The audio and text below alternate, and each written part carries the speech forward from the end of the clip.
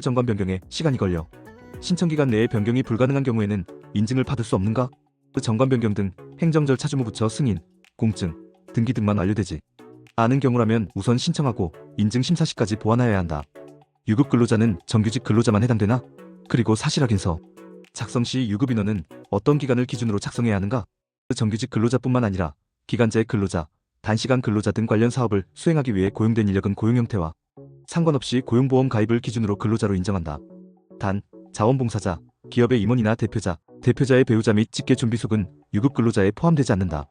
사실확인서 작성은 신청월의 전달 말일을 기준으로 작성해야 한다. 정규직 근로자 직중이나 근로시간에 관계없이 근로계약서상 기간에 정함이 없는 근로자, 제출서류상 노무비를 증명하는 증빙서류는 어떤 것이 있는가? 증빙서류들의 노무비, 금액은 일치해야 하는가?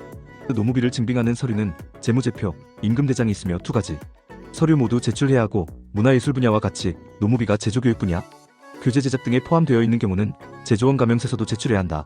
재무제표와 급여대장의 노무비 금액은 반드시 일치해야 하며 차이가 발생되는 경우에는 소명자료를 제출해야 한다.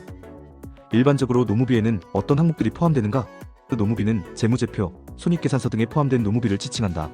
총노무비에는 임금, 급여, 상여금, 수당, 일용임금, 퇴직급여 등이 포함되며 대표자 인건비도 이에 해당한다. 그리고 노무비 대상이 되는 금액은 세전금액을 기준으로 한다.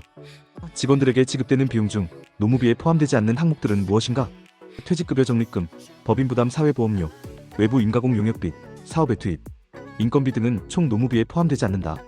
지원금, 보조금, 후원금 등을 제외한 매출액이 영업수입 비율을 산출하는 매출액으로 인정되나? 지원금, 보조금, 후원금은 기본적으로 영업외수익으로 계산하지만 영업외수입이 아니라고 모두 매출액으로 인정하는 것은 아니다. 다만 정부가 지원하는 사업운영비 등은 제외된다. 사업을 외주, 용역 등을 통해 수행할 경우 용역비에 포함된 인건비 등이 노무비에 포함되는가? 노무비는 사회적 기업에 고용된 유급 근로자에게 지급되는 비용만을 의미하기 때문에 용역비용력에 의한 인건비 지출은 노무비에 포함시키지 않는다. 영업활동을 통한 수입 기준에서 인증신청일자 이후에 진행될 사업에 대한 계약도 포함되는가? 사회적 기업 인증을 신청한 달이 속하는 달의 직전 6개월을 의미하므로 앞으로 진행될 사업에 대한 계약은 수입에 포함되지 않는다. 사회적 기업 인증 후 계열사처럼 다른 사업 영역을 확장하거나 업종을 변경할 때 인증을 다시 받아야 하는가? 한 업종에서 인증을 받은 경우 다른 업종을 추가하는 것은 가능하다.